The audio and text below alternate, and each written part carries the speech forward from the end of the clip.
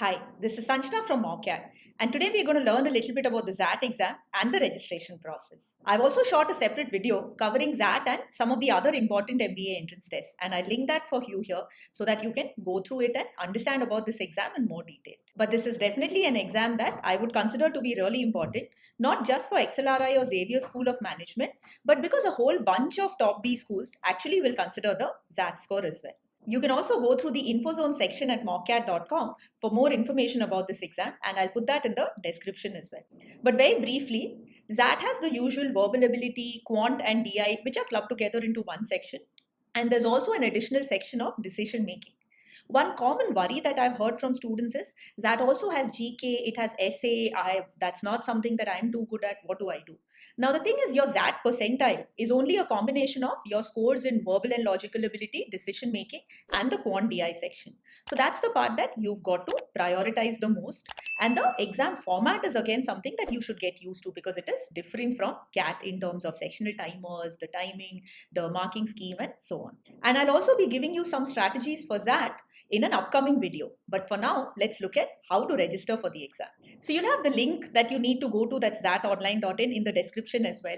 You need to go in, you need to do your registration. Even if this is the second time that you're taking XAT, you still need to go ahead and do a fresh registration. At least that's what I had to do. And then you come on to this page where you have the application form.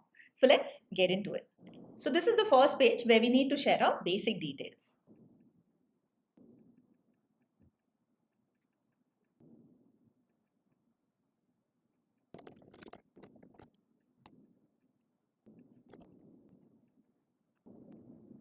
Now we'll go into the next section, that's Acads.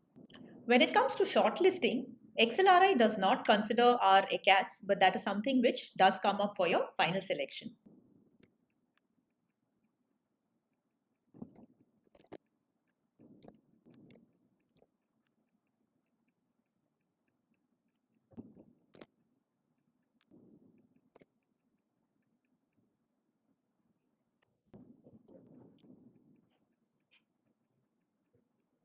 Similarly, you can fill in all your details.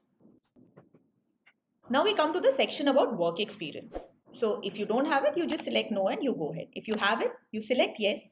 We need to start with the most recent work experience. So whatever is your latest work experience is what you will fill first.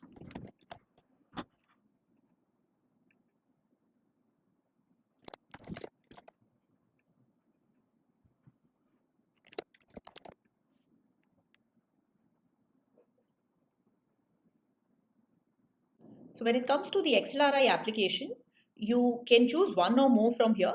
The most common ones, of course, is the business management degree, which will allow you to specialize in finance, marketing, and so on, and the HRM degree, which is specifically on HR. There'll be a small addition of the fees depending on how many programs you are registering for. And at this point, if you're not 100% sure of what you want to major in, I would recommend that you can actually check BM as well as HRM, right? And you choose your first preference. Let's say you are not as interested in HR as the others or vice versa. It'll be fine if you're shortlisted for both and you can explain it, or at that point, you could actually look to just go ahead with the interview in any one bit. And again, that's something which would be easy to explain because right now you don't know what your XAT percentile will be. You can just explain it saying, when I filled the form, the exam was 4-5 months ahead. So at this point, I just wanted to maximize my charges. You can always explain it to them saying that, I filled the form months back. So at that point, I was not sure where I was going to get in, or I had not given that much thought to the specialization. So I wanted to just maximize my chances. But now I'm clear that, I want to go for business management or I want to go for HR. And that's all I want you to consider me for. Once your test city and the other details are done, we'll basically have to upload the photograph and your signature. Make sure you're choosing an ID card that you have with you because you will be required to take it to the test center. After this, the form is done. Now at this point, I would definitely recommend that you preview it once before you continue and pay for it. And then once you've previewed, you come on to this page, you select make a payment, and you'll get the usual options that are there. You have debit cards, credit cards, net banking, UPI. So all of these modes are there. So make sure that you do this after your verification.